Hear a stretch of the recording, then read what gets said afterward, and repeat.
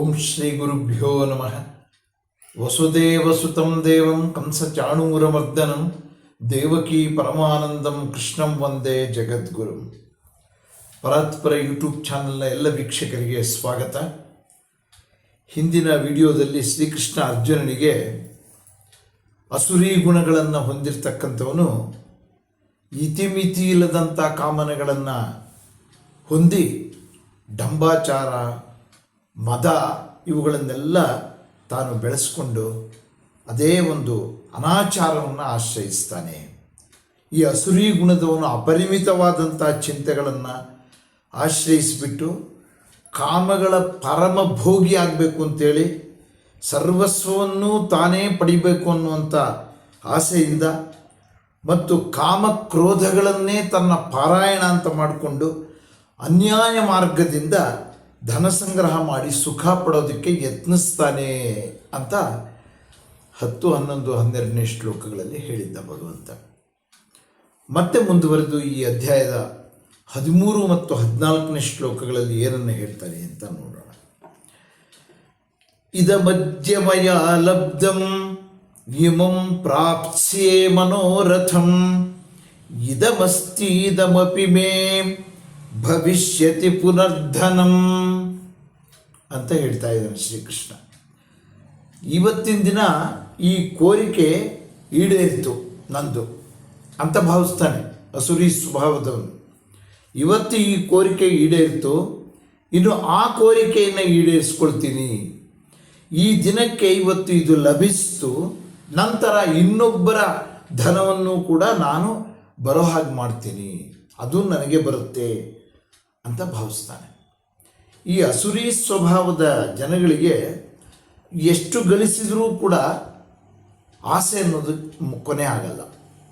ಅವರು ಗಳಿಸಿದ್ದನ್ನೆಲ್ಲ ನಾವು ಸಮಾಜದಲ್ಲಿ ಇಂಥವ್ರು ನೋಡ್ತಾ ಇರ್ತೀವಿ. ಬಹಳಷ್ಟು ಜನನ ಗಳಿಸಿದ್ದನ್ನೆಲ್ಲ ಲೆಕ್ಕ ಹಾಕಿ ಸಂತೋಷ ಪಡ್ತಾರೆ, ಆದರೆ ಸುಮ್ಮನೆ ಆಗಲ್ಲ. ಇವತ್ತಿದನ್ನು ಗಳಿಸಿದ್ದೀನಿ ಅಂತ ತೃಪ್ತಿ ಪಟ್ಕೊಂಡು ಇನ್ನು ನಾಳೆ ಇನ್ಯಾವುದನ್ನು ಗಳಿಸಬೇಕು ಅಂತ ಯೋಚನೆ ಮಾಡ್ತಾನೆ. ತಾನು ಗಳಿಸಿದ್ದನ್ನು ಪಡೆದು ಸುಖ ಪಡೋದಲ್ಲದೆ ಬೇರೆಯವರ ಧನವನ್ನು ಕೂಡ ಪಡಿಬೇಕು ಅನ್ನುವಂಥ ಅಪೇಕ್ಷೆಯನ್ನು ಹೊಂದುತ್ತಾನೆ ಅಂತ ಹೇಳ್ತಾ ಇದ್ದಾರೆ. ಮತ್ತೆ ಮುಂದುವರೆದು ಅಸೌಮಯ ಹತಶತ್ರು ಹರಿಷ್ಯೇ ಚಾಪರಾನಪಿ ಈಶ್ವರೋಹಮಹಂ ಭೋಗಿ ಸಿದ್ಧೋಹಂ ಬಲವಾನ್ ಸುಖಿ ಅಂತ ಹೇಳ್ತಾ ಇದ್ದಾರೆ. ಹೇಗೆ ತನ್ನನ್ನು ತಾನು ಕೊಚ್ಚಿಕೊಳ್ತಾನೆ ಅಂತ ಈ ಶ್ಲೋಕದಲ್ಲಿ ಗೊತ್ತಾಗುತ್ತೆ. ಈ ಶತ್ರು ನನ್ನಿಂದ ಕೊಲ್ಲಲ್ಪಟ್ಟ, ಇತರರನ್ನು ಕೂಡ ಕೊಲ್ತೀನಿ ನಾನು, ಮತ್ತು ಇದೆಲ್ಲವಕ್ಕೂ ನಾನೇ ಒಡೆಯನಾಗ್ತೀನಿ, ಭೋಗಿ ಆಗ್ತೀನಿ, ಸಿದ್ಧನಾಗ್ತೀನಿ, ಬಲಿಷ್ಠನಾಗ್ತೀನಿ ಮತ್ತು ಸುಖಿ ಆಗ್ತೀನಿ ಅಂತ ಕೊಚ್ಚಿಕೊಂತಾನೆ.